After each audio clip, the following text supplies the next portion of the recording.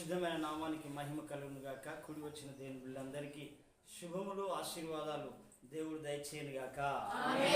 ఆమేన్. శాశ్వతమైనది నీ ప్రేమ నా ఎడల విడదీయలేనిది నీ స్నేహబంధము. శాశ్వతమైనది నీ ప్రేమ నా ఎడల విడదీయలేనిది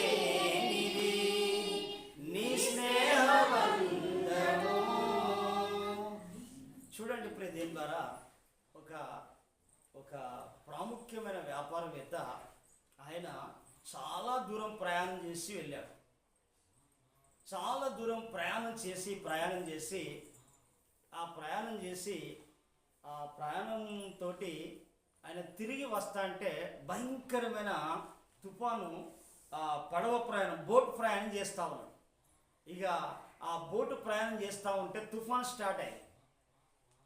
తుఫాన్ స్టార్ట్ కాగానే ఆయన పాపం ఏమైపోయిందంటే, ఆ తుఫాన్ స్టార్ట్ కాగానే ఏమైపోతుందంటే వణికిపోతాడు. ఇక చాలా భీకరంగా కాళ్ళు చేతులు భీకరంగా వణుకుతా ఉన్నాడు. చాలా భయంకరంగా వణుకుతా ఉన్నాడు.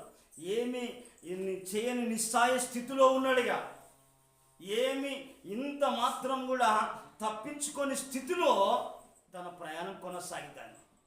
కానీ ఆయన ఒక మాట అనుకున్నాడు. వాస్తవంగా ఏమనుకుంటే, ఆయన వస్తా అంటే ప్రయాణంలో, దేవా ఒకవేళ కనుక నన్ను ఈ ప్రమాదం నుంచి కాపాడితే, లేక ఈ పరిస్థితి నుంచి నన్ను కాపాడి నేను బ్రతికి క్షేమంగా నా ఇంటి కనుక చేరితే, ఆయన అనుకున్నాడు, నేను నాకున్న ఆస్తిని, ఇల్లునంతా అమ్మేసి నేను బీదలకు పంచి పెడతాని ఒక తీర్మానంతో మొక్కుబడి చేసుకున్నాడు. నన్ను ఇలాంటి పరిస్థితుల నుంచి కనుక విడిపిస్తే నాకున్నదంతా అమ్మి నేను బీదలకు ఇచ్చేస్తానని చెప్పేసి, మొత్తానికి ప్రభు దయ వల్ల ప్రయాణం జరుగుతూ ఉన్నది. కాలు చేతులు వణుకుతా ఉన్నాయి. కానీ గమ్యానికి రాగానే వాస్తవంగా తుఫాను అంతా ఏం చేసిందంటే ఆయన గద్దించి నిమ్మలపరిచాడు. చెప్పలు కొట్టి ప్రభు నిమ్మలపరచగానే ప్రియ దేవుని ద్వారా మనం గమనించాలి. నిమ్మలపరచగానే ఆయన ఏమి అంటే, అబ్బయ్యా నేను ఇక క్షేమంగా వచ్చినా నేనేం చేసిన అంటే, ఇక నేను ఎట్లయినా ఏం చేయాలంటే నాకున్నది అమ్మేసి నేను బీదలకి ఇవ్వాలని ఆలోచన చేసింది. ఇవ్వాలని ఆలోచన వస్తే ఆలోచన ద్వారా ఆయన వేరొక ఆలోచన కూడా వచ్చింది. అయితే వచ్చేసి ఏం చేయాలంటే, నేను దేవునికి మాట ఇచ్చిన కదా, నేను దేవునికి మొక్కుబడి చేసుకున్నా కదా, ఎట్లయినా నేను చెల్లించాలి అని వెళుతూ ఉన్నాడు. వెళ్ళి ఏం చేసిందంటే, మొత్తానికి తన ఇంటికి బోర్డు పెట్టేశాడు. ఏం బోర్డు పెట్టేసాడంటే, ఇల్లు అమ్మబడనని చెప్పేసి బోర్డు పెట్టేశాడు. బోర్డు పెట్టినాక ఇల్లు చుట్టూ జనమంతా కిక్కిరిసిపోతాను. పెద్ద వ్యాపారవేత్తలు వాళ్ళు వచ్చేసి అయ్యేసరికి ఆయన చాలామంది జనం వచ్చేసరికి ఆయన ఏమనుకుంటాడంటే, చాలామంది వస్తాను కదా అని చెప్పేసి ఆయన వెంటనే ఆయన ఆలోచన చేంజ్ చేసుకున్నాడు. ఏంటంటే, ఇల్లుకు 1 రూపాయి అని పెట్టిండు, పిల్లికి 1 కోటి రూపాయలని బేరం పెట్టేశాడు. అంటే ప్రజలంతా వాళ్ళంతా తికమకం అయిపోతాను, ఏంది నాకు ఖరాబ్ అయిపోయిందా ప్రయాణంలో అని చెప్పేసి అనుకుంటా అంటే, ఆయన లేదు ఆ ఇల్లుకు 1 రూపాయి, పిల్లికి 1 కోటి రూపాయలు అని పెడితే ఈ పిల్లిని ఉన్నవానికే ఇల్లుని ఇవ్వబడుతుందని చెప్పేసి పెట్టేసరికి మొత్తానికి ఆయన ఇల్లు అమ్ముడు పోయింది. డబ్బు చేతిలో పెట్టుకుంటా అంటే పోతా అంటే ఆ తొవ్వలో ఒక ఆయన ఏం చేశాడంటే, ఇల్లుకు 1 రూపాయి, పిల్లికి 1 కోటి రూపాయలు ఏం చేసిందంటే, ఆ ఇల్లుకు 1 రూపాయి పెట్టేసిండు, పిల్లికి 1 కోటి రూపాయలు పెట్టాడు కదా. పోతా ఏం చేసిందంటే, ఈ రూపాయి బండి తొవ్వలో ఒక బిచ్చగాడు దొరికితే అలాగా వేసేసాడు. అయ్యా అయిపోయిందండి. చూడండి ప్రియ దేవుని ద్వారా మనం గమనించాలి. ఎందుకనంటే, ఈనాడు మొక్కుబడి చాలామంది జీవితంలో కృతజ్ఞత లేని జీవితం. అది కృతజ్ఞత లేని జీవితం. ఎందుకనంటే ఆయన జీవితాన్ని గనక ఆ విధంగా ఉంటే, మనం గనక బైబిల్ గ్రంథంలో చూడండి, భక్తులు ఒక మాట రాస్తా ఉంటాడు.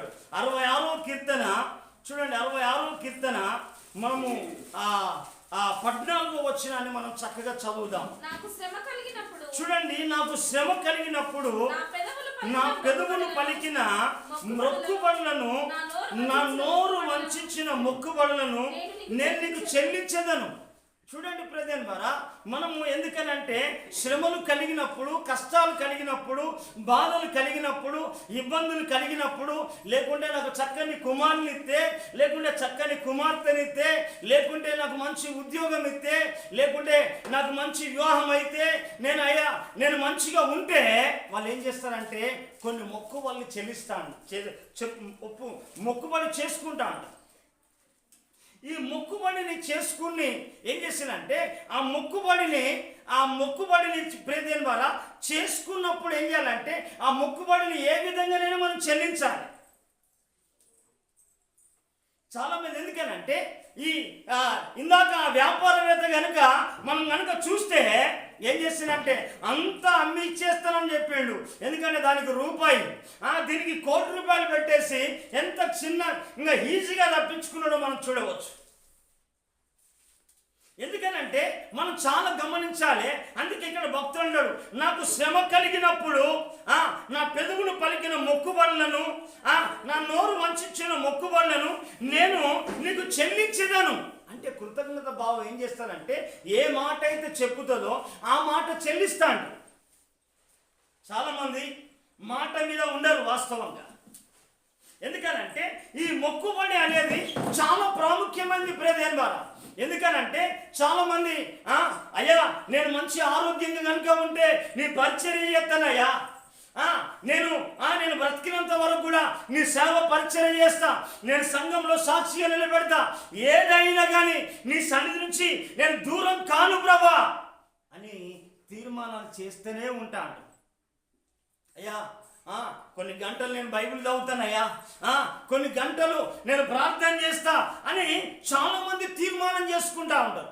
దీని ద్వారా మనం గమనించాలి, మనం ఎలాంటి మొక్కుబడులు చెల్లిస్తాం. కొంతమంది అయితే ఏ మొక్కుబడి లేదు,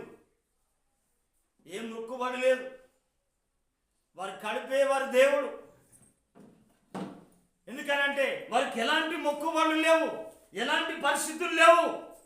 కాబట్టి మనం గమనించాలి, దేవుని పిల్లం కనుక ఎలాంటి. ఎందుకనంటే ఇక్కడ భక్తుడు అంటాడు, నాకు శ్రమ కలిగినప్పుడు నా పెదవులు పలికిన మొక్కుబడులను, నా నోరు వంచిన మొక్కుబడులను నేను నీకు చెల్లించేదా. అంటే మనం ఏం చేస్తామంటే, ఆనాడు పాత నిబంధన కాలంలో కనుక చేస్తే వాళ్ళు మొక్కుబడి చేసినట్టుగా వాళ్ళు చెల్లించారు. మనము ఎందుకనంటే ఈ మొక్కుబడి చెల్లించకపోతే ఏమవుతుంది? చాలా మంది ఎందుకనంటే రక్షణ పొందిందంటే, ప్రభువా చావైన మరణమైన నీవే, ఏదైనా నీదే, నేను నీ సేవకే అంకితము, నాకు కలిగిందంతా నీకే అని అంటూ ఉంటాంటారు. సమయం రాగానే ట్రాక్ చేంజ్ చేస్తాను, మాట మార్చేస్తా అంటాడు, ఆలోచన మార్చేస్తా అంటాడు, నడవడిక మార్చేస్తా అంటాడు. ఏదైనా ఎందుకనంటే ఇలా మార్చేసి వాళ్ళ జీవితంలో ఏది సంపాదించేది లేదు. ఇలాంటి వాళ్ళే కృతజ్ఞత లేని వాళ్ళు. ఈ కృతజ్ఞత లేని జీవితం దేవునికి యోగ్యమైనది కాదు. ఇది దేవునికి ఇష్టమైన జీవితం కాదు ప్రియ దేవుని వారు. చాలా మంది జీవితంలో కూడా నేను అనుకున్నాను, ఎందుకంటే నేను ప్రభువా నేను గనుక నా స్థితిని కనుక ఇట్లా మారితే నేను నీ కొరకు సరెండర్ అవుతానని ఖచ్చితంగా సరెండర్ అయిపోయాను. నా భార్య గర్భంలో ఉన్నప్పుడే కొడుకైనా బిడ్డైనా ప్రభువా నీకే ప్రతిష్ట. ఎందుకనంటే మనము మొక్కుబడి చేసినామంటే అది చెల్లించడానికి ఆలస్యం చేయకూడదు. అయితే నేను చెప్తున్నా, ఎందుకనంటే వారాలు గడుస్తూ ఉన్నాయి, దినాలు గడుస్తూ ఉన్నాయి, సంవత్సరాలు గడుస్తూ ఉన్నాయి. నువ్వు ఎలాంటి మొక్కుబడి కలిగి ఉన్నావు, నువ్వు ఎలాంటి ఏ దేవునికి ఒప్పందాలు చేసుకొని ఉన్నావు, అనేది మనం గమనించినట్టయితే ప్రియమైన వారా, బైబిల్లో చాలా మంది భక్తులు కూడా ఏం చేస్తున్నారంటే ఆ మాటల మొక్కుబళ్ళ గురించి చెప్పారు. ఈనాడు మొక్కుబడి ఏమైపోతుందంటే పరిస్థితి దాటంగానే మొక్కుబడి ఎక్కడదయ్యా, దేవుడేడి అని.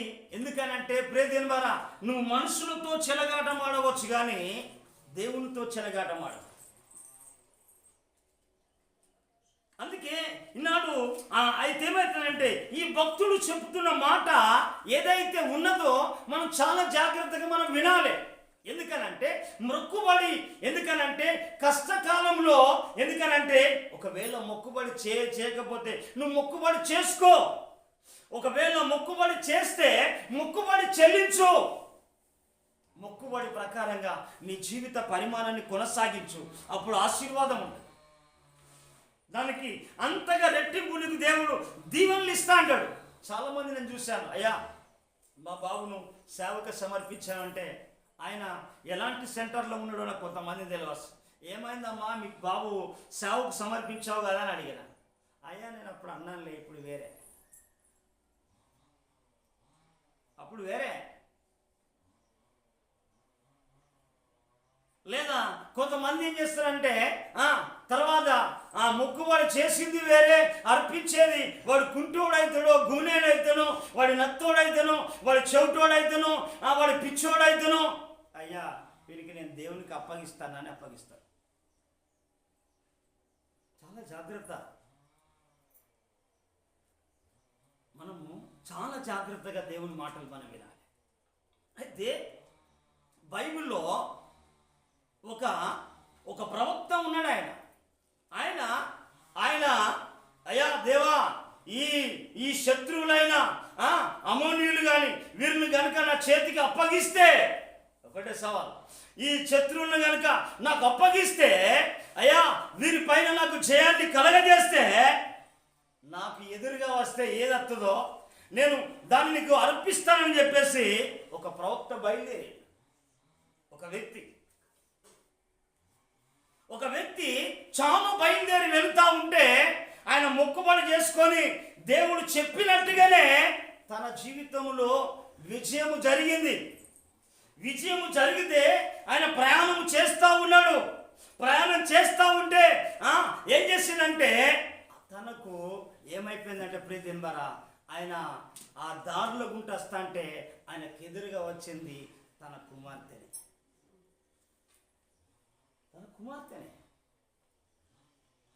తర్వాత ఆయన కుమార్తె వచ్చేసరికి ఈయన తల నిలిపోయాడు. ఈ ప్రవక్త. ఈ వ్యక్తి ఏం చేసిందంటే ఈయన తల్లడిల్లిపోయి అయ్యో దేవా అని చెప్పేసి కన్నులు పట్టుకొని అంగలార్చి కృంగిపోతా ఉన్నాడు. ఎందుకు అని అంటే నేను దేవునికి మాట ఇచ్చిన. ఎందుకనంటే మాట ఇచ్చిండు కానీ ఆయనకు ఒకతే కుమార్తె ఉన్నది, మరల కుమారుడు కానీ మరల కుమార్తె కానీ లేరు. కుమార్తె కానీ కుమారుడు కానీ లేడు. ఏం చేయాలి అంటే ప్రియదేవుని ద్వారా ఏ విధము చేతనైనా దేవుడు ఇచ్చిన ఆ జయ జీవితానికి ఏం చేయాలంటే తన కుమార్తెను అప్పగించాలి. కానీ రోడ్డు మీదనే బజారు పైన కుంగిపోతా అంటే తన కుమార్తె పైన తండ్రి అని తన తండ్రిని కుమార్తె అడుగుతా ఉన్నది. చూద్దాం బైబిల్ గ్రంథం, న్యాయాధిపతుల గ్రంథము. నేనెల్లప్పుడు యెహోవాను సన్నుతించెదను, నిత్యం ఆయన కీర్తి నా నోట ఉండును. నేనెల్లప్పుడు పదం నిత్యం ఆయన కీర్తి నా నోట ఉండును. అంతా నా మేలుకే పదం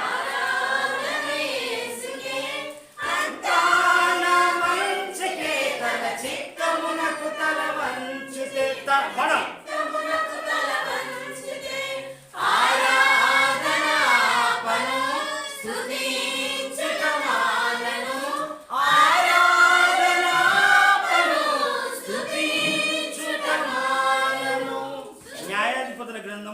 11వ అధ్యాయము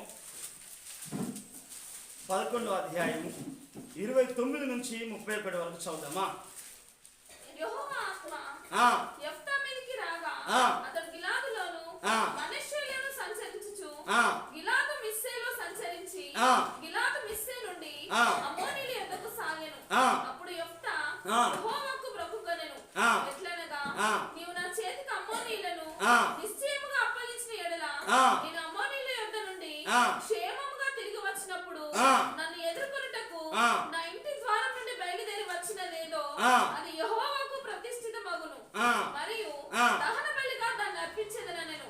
చూడండి ప్రియమైన వారా, యెఫ్తా చెప్పేసాడు. ఎందుకనంటే నా ఇంటి ద్వారం నుంచి ఏదైతే ఎదురుగా వస్తుందో దాన్ని అర్పిస్తానని చెప్పేశాడు.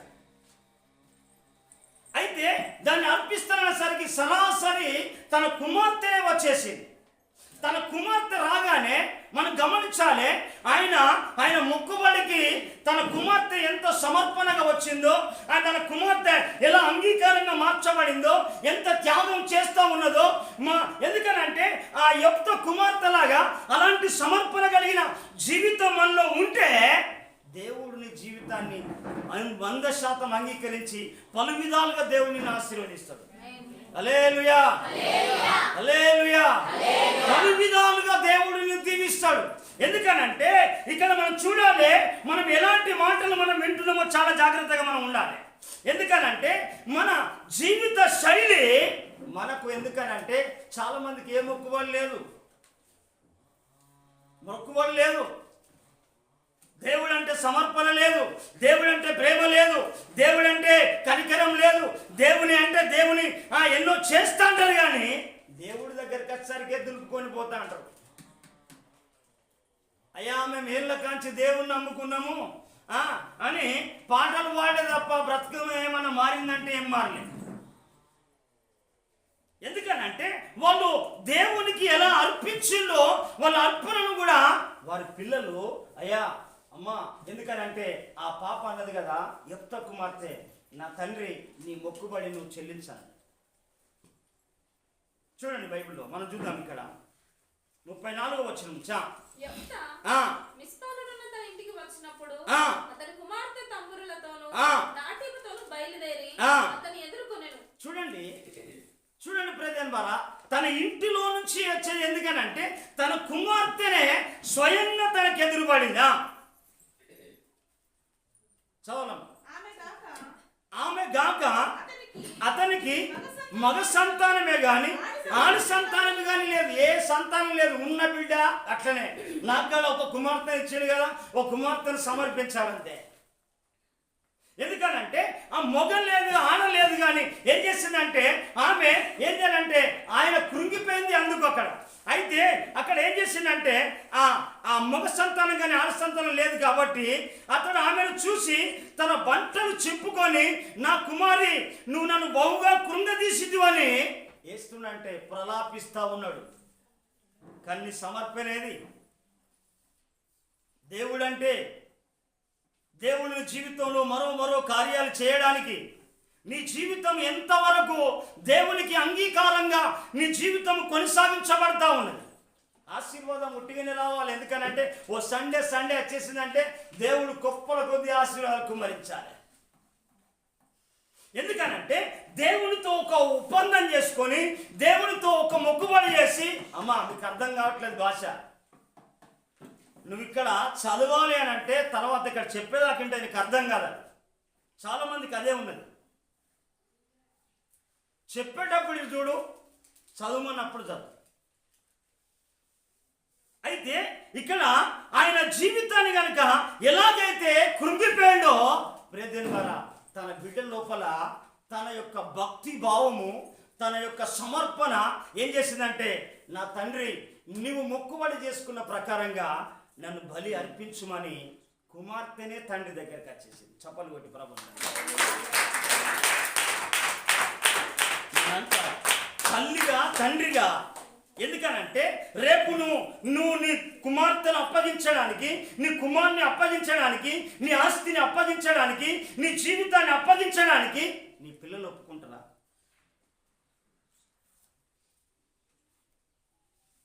నువ్వు అర్పించుకుంటే నీ అంత భక్తి కలిగిన జీవితము, అంత ప్రార్థన జీవితము, దేవునితో అనుసంబంధమైన జీవితము నీకున్నదా?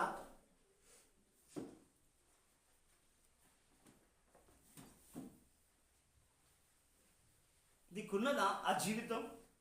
యెఫ్తా లాంటి యెఫ్తా, ఎందుకనంటే ఏదైతే అది ఇస్తానని చెప్పేసి యెఫ్తా చెప్పినట్టుగా ఏం చేసిందంటే, ఎందుకంటే తన హృదయంలో దేవున్న తండ్రి ఏది చెప్తే అదే చేసేదానికి నీ పిల్లలు సిద్ధంగా ఉన్నదా? నీ భర్త సిద్ధంగా ఉన్నదా? నీ కుమార్తె సిద్ధంగా ఉన్నదా? నీవైనా అర్పించబడడానికి నువ్వు సిద్ధంగా ఉన్నావా? గమనించాలి దేవుని పిల్లలు. సమర్పణ చేసుకొని మొక్కుబడి చేసుకొని తర్వాత ఎవరు వింటలేడు, ఎవరు చూస్తలేరు అనుకుంటున్నావు. కానీ దేవుడు సీసీ కెమెరా పెట్టిండు, అసలు సీసీ కెమెరా.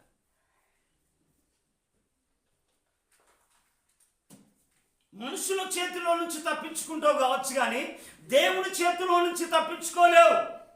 నువ్వేంటంటే నువ్వు దేనికైతే నువ్వు సమర్పించుకున్నావో, దేన్నైతే మొక్కుబడి చేసుకున్నావో అది చెల్లించాలి. ఇక్కడ యోక్త కుమార్తె ఏమాట చూడనా,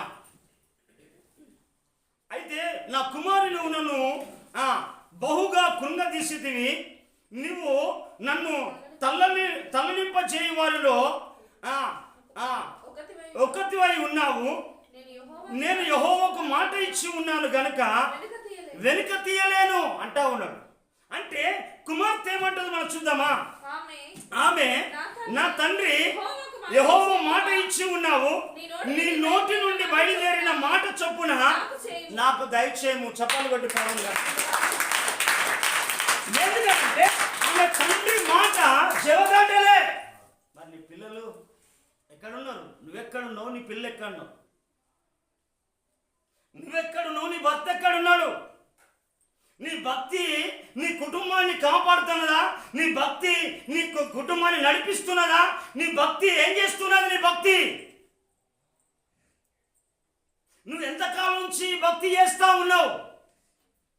ఇది వేషాధారణతో కూడిన జీవితమా, లేకుంటే కపటముతో కూడిన భక్త, లేకుంటే నామకరణమైన భక్త, స్వార్థపూరితమైన భక్త? ఈ చెల్లని భక్తికి ఎందుకు నువ్వు చేసేది భక్తి? యెఫ్తా భక్తి చేస్తే, అయ్యా కృంగిపోతే నా తండ్రి నువ్వు దేవునికి మాట ఇస్తే నువ్వు చెల్లించని తన కుమార్తె దేవునికి అర్పించుకోవడానికి ముందుకు వచ్చింది. మన పిల్లలు, మన జీవితం, మన సంపద, మన ఆస్తి, మన నడవడిక ఎంతవరకు దేవునికి నువ్వు సమర్పిస్తావు?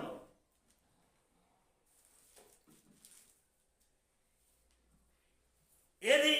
భార్య అత్తే భర్త రాడు, భర్త అత్తే భార్య రాడు, పిల్లత్తే తల్లిదండ్రులత్తే పిల్లలు రాడు, పిల్లత్తే తల్లిదండ్రులు. ఏది నీ భక్తిలో? నీ భక్తిలో ఉన్న విశ్వాసం ఏది? నీ భక్తిలో ఉన్న నమ్మకం ఏది? నీ ప్రార్థన శక్తి ఏది?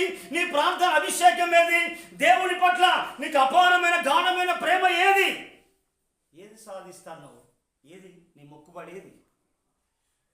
యెఫ్తా చూడండి, వెంటనే ఏం చేస్తానంటే ఇస్తానని చెప్పిన ప్రకారం తన కుమార్తె సరెండర్ అయిపోయింది. దీనివల్ల చాలా గమనించాలి. ఎందుకనంటే మొక్కుబడి అనేది చాలా, ఎందుకనంటే ఈ మొక్కుబడి ఎందుకనంటే భక్తులు చెప్పే మాట కనుక మనం చూస్తే, ఎందుకు అనంటే మనం ఈ కడవరి దినాల్లో ఎందుకనంటే నువ్వు ఎవరికి మాట ఇస్తున్నావు? నువ్వు మొక్కుబడి ఎవరికి చేసుకుంటున్నావు? మనుషులకా దేవునికా? ఎందుకనంటే తనలాంటి తండ్రి లాంటి మొక్కుబడి చేసుకోవాలి, తన కుమార్తెలాగా సమర్పణ చేసుకోవాలి. భక్తిలో రెండు జరుగుతా ఉంటాయి. ఇది లేకపోతే నీ జీవితానికి అర్థం లేదు. నీ భక్తి ఏం చేసినా, ఏ విధము చేతనైనా నీ కుటుంబాన్ని నిలబెట్టేదై ఉండాలి, నీ కుటుంబాన్ని సరిచేసే ఉండాలి. నీ భక్తి ఎట్లనైనా ప్రభులో స్థిరపరచాలి. వాడు తాగుబోతైతే వాడు మంచివాడు కావాలి. అదే భక్తి. ఆ భార్య చేసింది భక్తి, తాగుబోతును మార్చుకోవడానికి. మా చెల్లె చేసింది ఉపవాసాలుండి నా తాగుబోతు అన్న మారాలని. కన్నీరు కార్చిండు వాళ్ళు, రాత్రి మగళ్ళు విలపించిండు వాళ్ళు. భయంకరంగా నేను త్రాగొచ్చి కొట్టినా కానీ వాటిని సహించి దేవుని నుంచి దూరంగాలే, నా నుంచి దూరమైనా కానీ దేవుని నుంచి వారు దూరంగాలే నన్ను ఒక మంచి స్థితిలోనికి నిలబెట్టడానికి వాళ్ళు దేవునికి అప్పగించుకొని కన్నీళ్ళు అరోరాత్రులు కన్నీళ్ళు గార్చింది. ఏది నీ భక్తి? ఏది నీ ప్రార్థన? ఏది నీ విశ్వాసం? ఏది నీ నమ్మకం? ఏది నీ సమర్పణ? దేవునితో నడవలిక ఏది? ఎంతవరకు నడుస్తా ఉన్నావు? దేవుడు నీతో ఎంతవరకు నడుస్తా ఉన్నాడు మనం గమనించాలి ప్రియదేవుని ద్వారా. అయితే నీవు చేసి ఎందుకనంటే దేవుడు ఆకాశం అందున్నాడు. దేవుడు ఆకాశం అందున్నాడు, మనం భూమి కింద ఉన్నాం. మన మాటలు తక్కువగా ఉండాలి, మన మాటలు చాలా తక్కువగా ఉండాలి. మాట్లాడేటప్పుడు ఏం మాట్లాడుతున్నాం, ఏమి సమర్పణ చేసుకుంటున్నాం, ఏది ఇవ్వాలనుకుంటున్నాం? ఎందుకనంటే సృష్టికర్త అయిన భూమికి ఆకాశానికి సృష్టికర్త అయిన దేవునికి మనం మాట ఇస్తున్నాం. ఆయన మాట తప్పని మహనీయుడే. అయ్యా కొడుకు పుడితే కొడుకుకు పేరు పెట్టేసింది.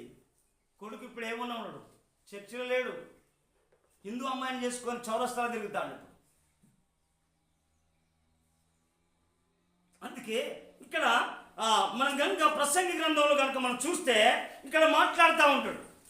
చూడండి ప్రియదేవుని వారా,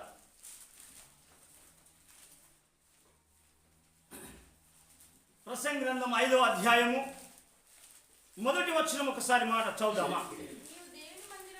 నువ్వు దేవుని మందిరమునకు పోవునప్పుడు నీ ప్రవర్తన జాగ్రత్తగా మనం చూసుకోవాలి. చాలు, నీ ప్రవర్తన, నీ నడవడికని బట్టే నువ్వు నడిచే నడక 10 మందికి దారి చూపించాలి, కానీ దారి మోయకూడదు.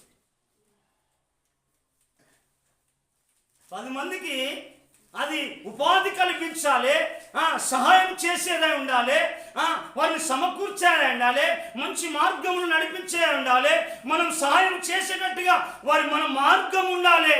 కానీ మన ప్రవర్తన ఇతరులకు అడ్డుబండగా ఉండకూడదు.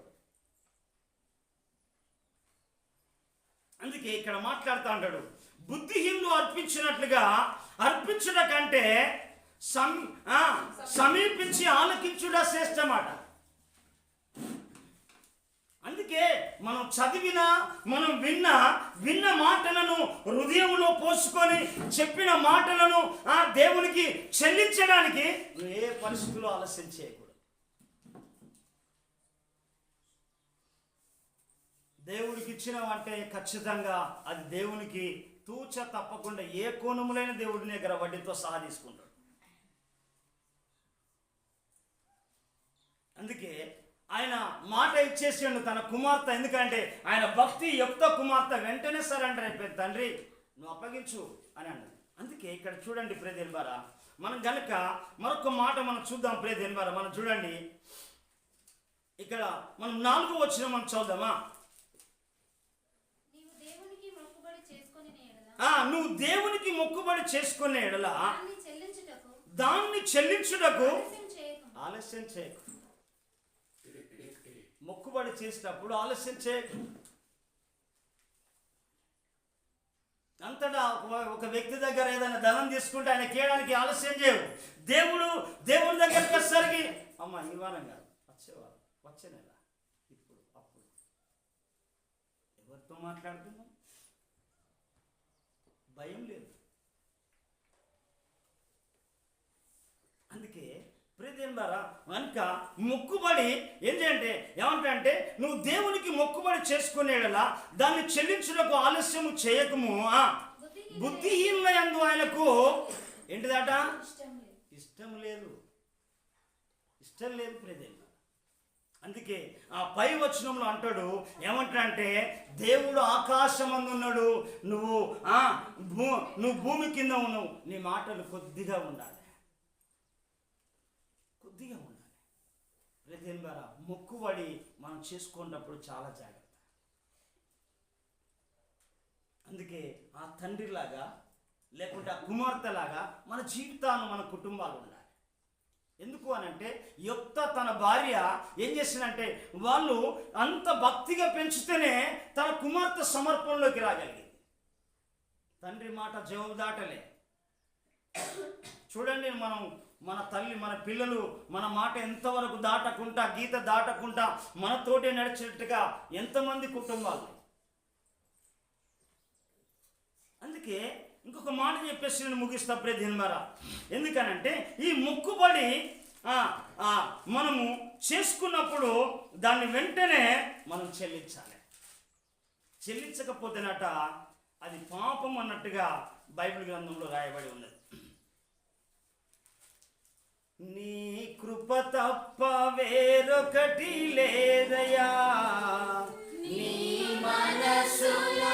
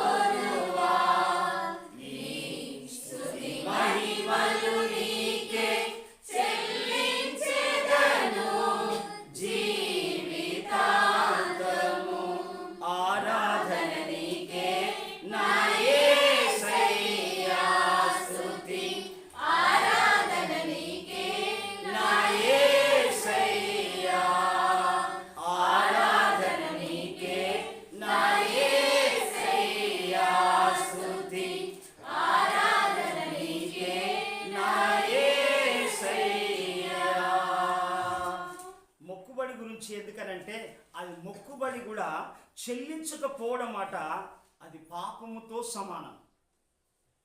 బైబిల్ చెప్తున్న మాట. ఎందుకనంటే మనము ఈ మాటను కనుక మనం గమనిస్తే ప్రియదేనులారా, మొక్కుబడి చెల్లించకపోవడం కూడా పాపం మాట, పాపం. ఎందుకనంటే చాలామంది మొక్కుబడి చేస్తూ ఉంటారు, వాళ్ళు చెల్లించరు, సమర్పించుకుంటారు, సమర్పణకు తగినట్టుగా జీవితం ఉండదు. ఎందుకనంటే బైబిల్ చెప్పే మాట ఎందుకంటే క్రమం కానిది ఏదైనా అక్రమమే. క్రమం కానిది ఏదైనా, జీవితమైనా, అది ఏదైనా, ఎందుకంటే ప్రతి అది అక్రమమే అన్నట్టుగా బైబిల్ గ్రంథంలో మనం చూడవచ్చు. ఎందుకనంటే బైబిల్లో చాలా సత్యాలు రాశాడు. ఎందుకనంటే దేవుని మాటలు ఏంటిదంటే ఇవి జీవం కలిగిన దేవుని మాటలు. దేవుని యొక్క జీవం కలిగిన ఈ మాటలు చాలామంది జీవితాల్లో ఏం చేస్తారంటే ఈ మాటలు విని చాలామంది పెడచెవి పెట్టేవాళ్ళు. అందుకే సొలొమోను భక్తుడు ఏం చేస్తాడంటే అనుభవపూర్వకం చెప్పాడు. ఎందుకనంటే ఆయన ఆకాశం అని ఉన్నాడు, మనం భూమి కింద ఉన్నాం కనుక మనం ఏం కావాలంటే ఆయన మన మాటలు కొద్దిగా ఉండాలంట.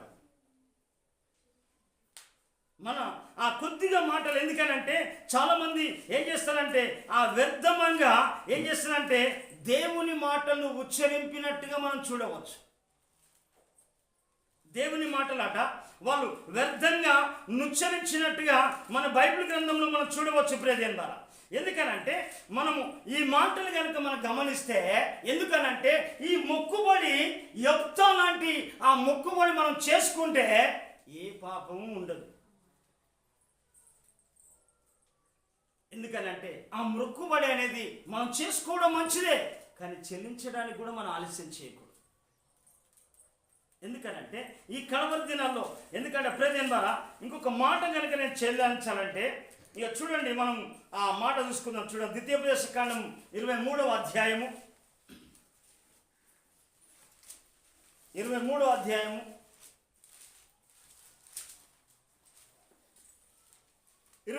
వచనం చూడండి. నీవు నీ దేవుడైన యెహోవాకు మ్రొక్కుకొన్న తరువాత ఆ మ్రొక్కుబడిని చెల్లించుటకు ఆలస్యం చేయకూడదు. తడు అనే పదానికి ఆలస్యం చేయకూడదు. నీ దేవుడైన యెహోవా తప్పక నీ వల్ల దాన్ని రాబట్టుకొనును, అది నీకు పాపమగును. చూడండి ప్రియమైన వారు, మనం గమనించాలి. ఎందుకనంటే ఈనాడు ఎందుకంటే ఆ పాపముతో నువ్వు ఎంత ప్రయత్నం చేసినా ఏం సంపాదించుకోలేవు. అందుకే ఆయన ఏమంటాడంటే భక్తుడైన కీర్తనకాడు ఎందుకనంటే నా హృదయంలో పాపము లక్ష్యము చేసిన ఎడల యెహోవా నా మనవి ఆలకించు. ఎందుకనంటే నువ్వు మొక్కుబడి కూడా పాపముతో సమానమే. అందుకే ప్రియమైన వారా, మనము ఎందుకనంటే దేవుని భయముతోటి మన జీవితాన్ని కొనసాగించాలి. ఎందుకనంటే మనము చాలా మందికనంటే ఈ లోకంలో ప్రతి దానికి భయపడతారు, కానీ దేవుని దగ్గరికి వచ్చేసరికి భయం లేదు. ఏమనంటే దేవుడు కరుణామయుడు, ప్రేమమయుడు, జాలిమయుడు, దయామయుడు, ఆయన ఏంది అని. ఎందుకనంటే దేవుని ఎంతమందిని ఇక్కడ మొత్తిండో మనం చూడవచ్చు. మన కుటుంబంలో కూడా చూడవచ్చు. ఏడాది కాక ముందుకే ఒక మొత్తితే పరిస్థితి అంతా వేరే. ఎందుకనంటే దేవుడు ఎందుకనంటే నువ్వు అనుకుంటా ఉన్నావు నీ ఇష్టానుసారంగా జీవించడానికి బాప్తీసం కాదు, నీ ఇష్టానుసారంగా ప్రవర్తించడానికి బాప్తీసం కాదు అది. ఎందుకనంటే మనము దేవునికి భయపడాలి. ఎందుకనంటే దేవునికి భయపడే దేవుని భయమాట అది ఒక ఇంపైన సువాసనగా మారుస్తూ ఉంటుంది. దేవుని భయమాట ఏం చేస్తుందంటే అది పరిశుద్ధ స్థలంగా మార్చబడుతూ ఉంటుంది. దేవునితో సావాసం అట, ఆయనతో అన్యోన్యమైన సావాసం చేస్తేనట ఆయన రక్తం మనల్ని ఏం చేస్తా అంటే పరిశుద్ధులుగా పవిత్రులుగా మారుస్తూ ఉంటుంది. అప్పుడప్పుడు చేస్తే ఏం చేస్తుంది, అపవాదే నిన్ను మంచిగా దాంట్లో ఆ లోకంలో తీసుకొని మంచిగా లోకంలో నిన్ను ఎగిరిపిస్తా ఉంటుంది. అందుకే మనం ఏం కావాలంటే మనం భయపడవలసింది ఎవరికి అని అంటే దేవునికి భయపడాలి. మనం ఎవరికి మాట ఇచ్చాము, దేవునికి మాట ఇచ్చాము. దేవుని జీవం కలిగిన దేవుని చేతిలో మనం పడ్డాము. మనం ఆయన చెప్పినట్టుగా మనం చేయడము, మనము మనకు ఆ విధేయత కలిగి మనం జీవించాలి. భక్తులందరూ చూస్తే అబ్రహాము కావచ్చు, ఆయన ఆశీర్వదించబడడానికి కారణం ఏంటంటే అబ్రహాము అంటే అయ్యా చిత్తం చెప్పండి అయ్యా, భయంతో విధేయతతో ఏం చేస్తున్నాడు, అయ్యా అయ్యా అయ్యా అన్న అంటే కారణం ప్రియమైన ద్వారా విధేయత. అందుకే మనం భయపడవలసిన వారం దేనికనంటే దేవునికి మనం భయపడితే. ఎందుకనంటే మనం కనుక మనము దిగులు పడవలసింది భయపడవలసింది ఎవరికటంటే దేవాతి దేవునికి నువ్వు భయపడాలి. నీ మొక్కుబడి నువ్వు చేసుకో, తర్వాత నీకు ప్రతిదీ కూడా దేవునికి సమర్పించు. ఎందుకు దేవుడు నీకు ఆయుష్ ఇచ్చిండు, ఆరోగ్యం ఇచ్చిండు, లేక ఇంకా కావలసిన దానికి నువ్వు మొక్కుబడి చేసుకో. చేసిన ప్రకారం కూడా చెల్లించి అనేకులకు సాక్షాత్తంగా నిలబడు. యొక్క కుటుంబం నిలబడు. అందుకే మనం చూడండి, మనం భయపడవలసింది ఎవరికి, దేవునికి. చూడండి యెషయా గ్రంథం 8వ అధ్యాయము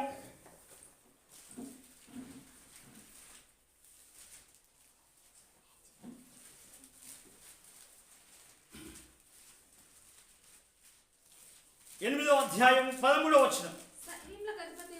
సైన్యములకు అధిపతిగా యెహోవాయే పరిశుద్ధుడు అనుకున్నది, మీరు భయపడవలసిన వాడు ఆయనే.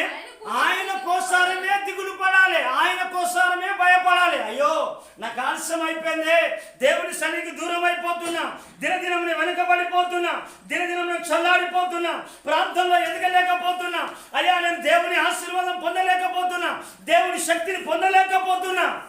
అమ్మా ఇది చూడాలి. ఎందుకనంటే అది పొందలేకపోతున్నా. ఆ దేవుని భయం ఉంటే నీకు ఒక ఇంపైన సువాసనగా మార్చబడు. నువ్వు భయపడవలసింది దేవునికి, నువ్వు దిగులు పడవలసింది దేవునికి. కానీ దేనికైనా భయపడతావు, దేవునికి భయపడవు. రోగం వస్తే భయపడతావు, దయ్యం వస్తే భయపడతావు, పిల్లి కనబడితే కూడా భయపడతావు.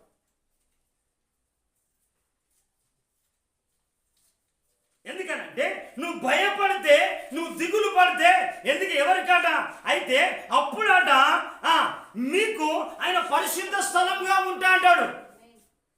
నువ్వు దేవునికి భయపడితే, దేవుని పట్ల భయభక్తులు కలిగి ఆ భయముతో నీ జీవితాన్ని కొనసాగితే ఏం చేస్తాడంటే ఆయన నీకు పరిశుద్ధ స్థలంగా ఉంటాడు. ఎందుకు అనంటే ఆయన పరిశుద్ధుడు కనుక మీరు పరిశుద్ధులై ఉండండి. మొక్కుబడి 1, సమర్పణ 2. మనం భయము ఎవరి పట్ల అంటే మనం భయపడితే ఆయన మనకు పరిశుద్ధ స్థలంగా ఉంటాడు. పరిశుద్ధ స్థలంగా ఉండి ఏం చేస్తాడంటే ఆయన ఎందుకు ఈ పరిశుద్ధంగా, దేవుడు పరిశుద్ధుడు, నువ్వు అపవిత్రంగా ఉండకూడదు లోకంలో. ఎందుకనంటే అపవిత్రులు ఎవరు, సాతాను సంబంధులు ఎవరు అంటే దేవుని మాట వినని వాళ్ళు, దేవునికి లోబడని వాళ్ళు.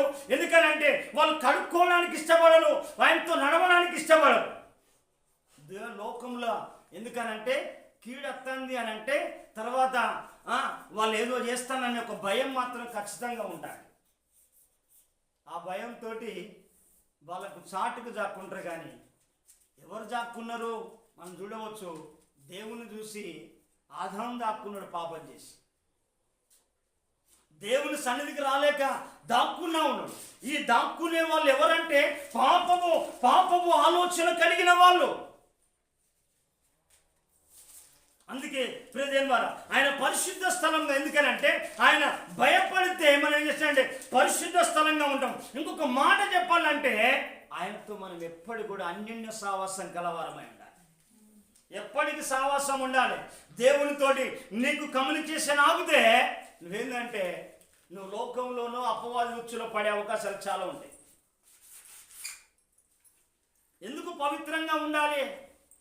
ఎందుకు అనంటే ఆ పరిశుద్ధుని యొక్క, ఎందుకనంటే ఆ పరిశుద్ధుని యొక్క శరీరము భుజించాలి అని అంటే యేసుప్రభు అంటాడు నేను జీవిస్తున్నాను కనుక మీరును జీవించాలి. నీ దేవుని జీవము నీలోనికి రావాలి. ఎందుకంటే నన్ను తినువాడు నా మూలంగా జీవించును, నేను తండ్రి మూలంగా జీవించినట్టుగా నన్ను తినువాడు నా మూలంగా జీవించాలి. నువ్వు ఎవరి మూలంగా జీవిస్తావు? ఎందుకంటే నువ్వు ఆయనను, ఎందుకంటే ప్రియదేవుని ద్వారా మనం పరిశుద్ధ స్థలంగా ఆయన నీకు ఒక పరిశుద్ధ ప్రాకారాన్ని వేస్తా అంటాడు. అందుకే మనం కనుక అన్యోన్య సావాసము ఆయనతో చేయాలి. యోహాను సువార్త, యోహాను పత్రిక 1వ అధ్యాయం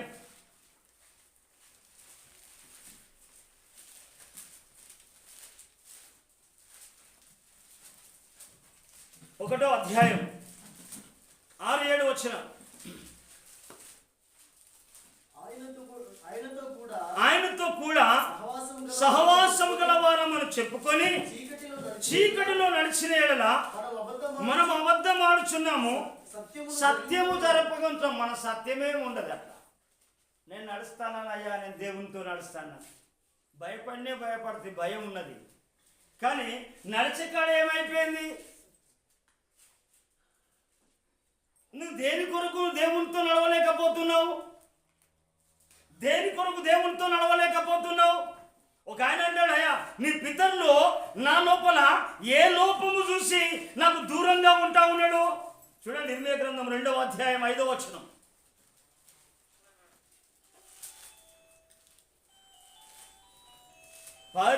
పరిశుద్ధుడవై మహిమా ప్రభావములకు నీవే పాత్రుడవు. చూడండి యెషయా గ్రంథం, ఇర్మీయా గ్రంథము 2వ అధ్యాయం 5వ వచనం. యెహోవా ఇలాగు సెలవిచ్చుచున్నాడు, నాయందు ఏ దుర్నీతి చూచి నీ పితరులు వ్యర్థమైన దాన్ని అనుసరించుచున్నారు. తాము వ్యర్థులగినట్టు. ఎందుకనంటే నా యొద్ద నుండి దూరంగా తొలగిపోయిండు. సావాసం చేస్తలేమంటే ఎంత దూరంగా ఉన్నావు? దేవుని లోపల ఏ లోపం కనబడ్డది? ఎందుకు దూరం అవుతా ఉన్నావు? ఒక్క పూట కడుపు మార్చుకునే జ్యేష్ఠత్వము అమ్ముకున్న ఏసావు వంటి భ్రష్టుడు. ఎందుకనంటే అలాంటి భ్రష్టులు చాలా మంది ఉన్నారు. ఎందుకనంటే ఈ ఏసావు భ్రష్టుడు అయిపోయాడు. పూట కూడా ఉపవాసం లేడు. తన జ్యేష్ఠత్వ హక్కును అమ్ముకొని ఏం చేస్తానంటే ఏమైనా తిండి మిన్ని ఆలోచన ఏసావుకు. అరే దేవునితో నడవయ్యా ఈరోజు ఉపవాస ప్రార్థన నడవంటే వాడు ఏమైనా తిండి మీ ఆలోచన, పని మీద ఆలోచన, ఆ లోకం పైన ఆలోచన. ఎందుకనంటే ఆయన ఏంటంటే ఒక్క పూట కొరకే దాన్ని అంతా అమ్ముకున్నాడు. భ్రష్టుడండి.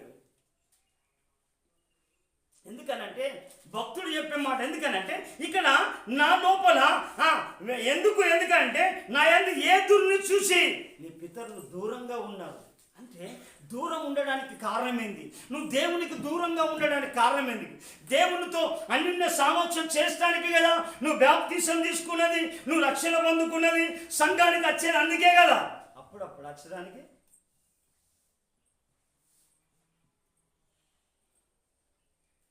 అప్పుడప్పుడా అందుకే ఇక్కడ ఏంటంటే వారి లోపల సత్యం లేదు, అబద్ధము. ఎందుకంటే అపవాది అబద్ధాన్ని కల్పిస్తాడని. అయ్యా దేవుడు తినద్దన్న పండును అక్కడికి చొచ్చేసరికి ఏం చేస్తాడంటే, అమ్మా ఏం చెప్పాడు దేవుడు అద్దనడా అని అంటే, నువ్వు తిను, నువ్వు చావని చావు అని చెప్పేసి అపవాది చెప్పింది. అపవాది మాట వింటున్నావు కానీ దేవుని మాట వింటలేదు. అందుకే అనేకుల లోపల ఏం చేస్తుందంటే సత్యము లేదు. ఎందుకు అనంటే మనము దేవునితో అన్యోన్య సావాసం కలిగి మనం జీవించినప్పుడు మనము సత్యములో జీవిస్తాం. సత్యము స్వతంత్రులను చేస్తుంది. ఆ సత్యము సర్వసత్యములోనికి నడిపిస్తాడు. అబద్ధంగా జీవించి ఏం చేస్తా అంటే అబద్ధికులకు అన్ని అడ్డంకులే ఉంటా ఉంటాయి, సాకులే చెప్తా ఉంటుంది. ఏమయ్యా ఆదామనంటే ఆమెను చేసినావు కదా, నాకు ఆమె చేయబట్టి నీకు తిని పాపంలో పడ్డాడు. నువ్వు అపవాదిని అనేకమైన అబద్ధాలు ఆధారం చేసుకొని నేను ఎందుకు కారణం బట్టి నేను దేవుని సన్నిధికి రావట్లేదు. అందుకే ఇక్కడ అన్యోన్య సావాసం గలవరం అని చెప్పి చీకటి నడిచిన అబద్ధం ఆడుచున్నాము, సత్యము జరిగింపకుందుమా. అయితే ఆయన వెలుగులో నడిచిన ప్రకారము మనము వెలుగులో నడిచిన ఎడల మనము అన్యోన్య సావాసం గలవారమైతే. అన్యోన్య సావాసం ఎప్పటికీ పరస్పరం. దేవుడు నీతో వస్తా అంటాడు, నువ్వు దేవునితో నడుస్తా అంటాడు, దేవుడు నీతో నడుస్తా అంటాడు, నువ్వు నడుస్తా అంటే దేవుడు నడుస్తా అంటాడు. అప్పుడు అంటాడు ఏంటంటే నేను మోషేకు తోడై ఉన్నట్టుగా. ఎందుకు నీకు నువ్వు తోడై ఉంటా అంటే దేవుడు లేని ప్రయాణం ఎంతకాలం చేస్తావు, దేవుడు లేని జీవితం ఎంతకాలం చేస్తావు, దేవుడు లేని ఏ స్థాయి ఉద్యోగం అని ఎంతకాలం చేస్తావు. You are blessed man. దేవుడు నేను ఏం చేస్తానంటే నేను ఆశీర్వదించడానికి దేవుడు పుట్టించాను. సావాసము దేవునితో ఉండాలి, లోకముతో కాదు. అయితే మనం ఎందుకంటే ఆయన ఏమంటాడంటే అక్కడ ఆయనతో కూడా ఏమంటాడంటే చూడండి మనము అయితే ఆయన వెలుగులో నున్న ప్రకారము మనం వెలుగులో నడిచిన ఎడల ఆయన వెలుగు. ఏది వెలుగు నీకు? దేవుని యొక్క వాక్యము నీ పాదములకు దీపమును నీ త్రోవకు వెలుగైనది. ఈ వెలుగు లేదు. ఎందుకనంటే అనేకుల లోపల ఏం చేస్తాడంటే అపవాది ఏం చేస్తాడంటే విత్తుడితోటే ఎత్తుకపోతాను. పక్షి ఏదో ఎత్తుకపోయినట్టుగా, విత్తనాన్ని ఎత్తుకపోయినట్టుగా వాక్యాన్ని ఎత్తుకపోతాను. ఆరాధన ఆరాధన స్తుతి ఆరాధన ఆరాధన ఆరాధన స్తుతి ఆరాధన ఆరాధన. అందుకే అక్కడ అయితే ఆయన వెలుగులో ఉన్న ప్రకారము మనమును వెలుగులో నడిచిన ఎడల మనం అన్యోన్య సావాస గలవారమైనము. అప్పుడు ఆయన కుమారుడైన యేసుక్రీస్తు రక్తము ప్రతి పాపము నుండి మనల్ని పవిత్రులుగా చేస్తుంది. సావాసము దూరమైతే దూరమైతే ఎట్లా పవిత్రంగా ఉండగలుగుతావు? ఎప్పటికీ సావాసం ఉంటేనే కదా ఆయన నిన్ను కలుగుతా అంటాడు. వాక్యము ద్వారా, ప్రార్థన ద్వారా. తర్వాత ఏంటంటే వాళ్ళు ఏం చేస్తారంటే దేవుని సంఘం మచ్చ డాగు కలంకము లేనిది సంఘం. అది ముడత లేని సంఘం, మహిమ కలిగిన సంఘం, పరిశుద్ధమైన సంఘంగా. ఎందుకనంటే చేసడానికి వాక్యం అనే ఉదకవ స్థానంతో దేవుడు ఆయన కుమారుడైన యేసుక్రీస్తు తండ్రి అయిన దేవునికి అప్పగించుకున్నాడు. నువ్వు కూడా వాక్యానికి, ప్రార్థనకు, సావుకులకు, సంఘానికి నువ్వు అప్పగించుకొని అన్యోన్య సావాసం గలవారమైన జీవించాలి. అందుకే ఆ పరిశుద్ధంగా ఏం చేస్తాడంటే ఆ పరిశుద్ధమైనది ఏం కావాలంటే యేసుక్రీస్తు అంటాడు, ఏమంటాడంటే ఈ పరిశుద్ధంగా ఉంటేనే ఈ బలలో మనం చెయ్యి వేయాలి. ఈ చెయ్యి వేయడానికి ఎందుకనంటే నేను జీవిస్తున్నాను కనుక మీరును జీవించుదురు. చూడండి మన మాట చూద్దాం, 14వ అధ్యాయం యోహాను సువార్త.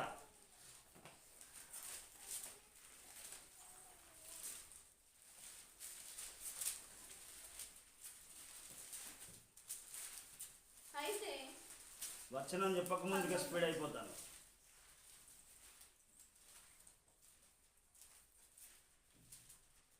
19వ వచనం.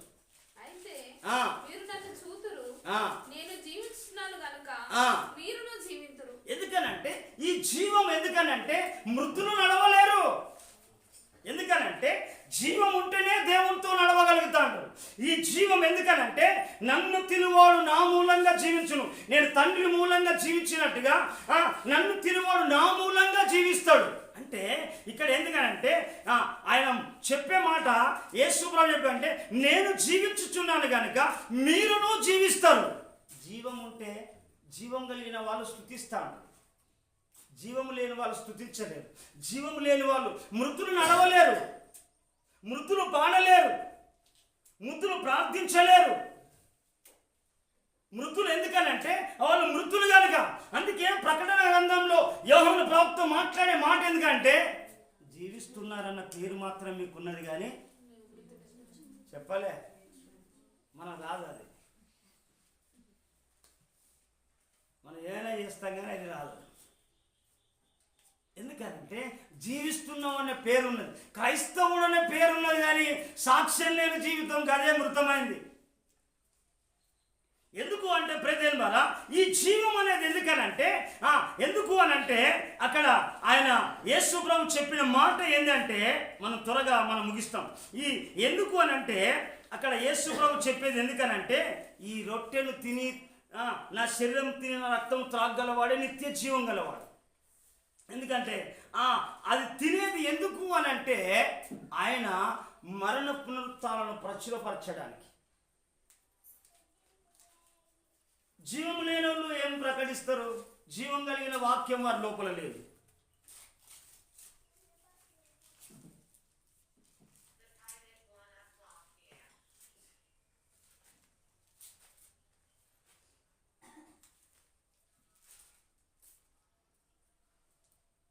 చూడండి, మనము మొదటి కొరింథీయులకు రాసిన పత్రిక 11వ అధ్యాయం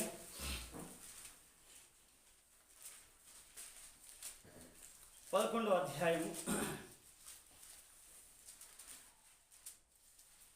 26వ వచనం. మీరు ఈ రొట్టెను తిని ఈ పాత్రలోనిది తాగినప్పుడెల్లా ప్రభు వచ్చే వరకు ఆయన మరణమును ప్రకటించాలి.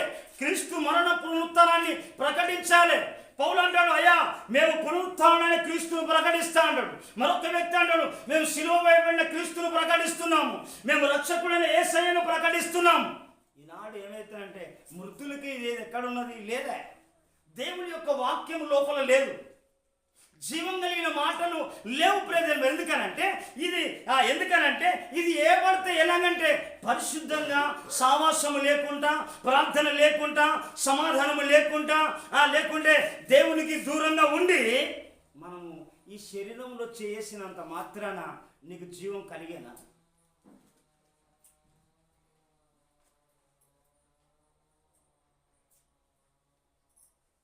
ఒక మొక్కుబడి లేదు, ఒక సమర్పణ లేదు, ఒక ప్రార్థన లేదు, ఒక భయం లేదు, ఆయనతో సావాసం లేదు. అందుకే మనం కనుక చూస్తే ఎందుకు అనంటే ప్రజల ద్వారా మనం గమనించినట్టయితే వీటన్నిటిని కనుక మనం చూస్తే ఎందుకు అనంటే రేపు ఎందుకు అనంటే యేసు ప్రభు చెప్పిన మాట, నేనే జీవాహారం, నీ పితరులు మన్నాను తిన్నా కానీ వాళ్ళు మరణించిళ్ళు. ఎందుకనంటే వాళ్ళు మరణించిళ్ళు. ఎందుకనంటే నన్ను తినువాడు నా మూలంగా ఎల్లప్పుడూ జీవిస్తాడు. ప్రజలారా హల్లెలూయా.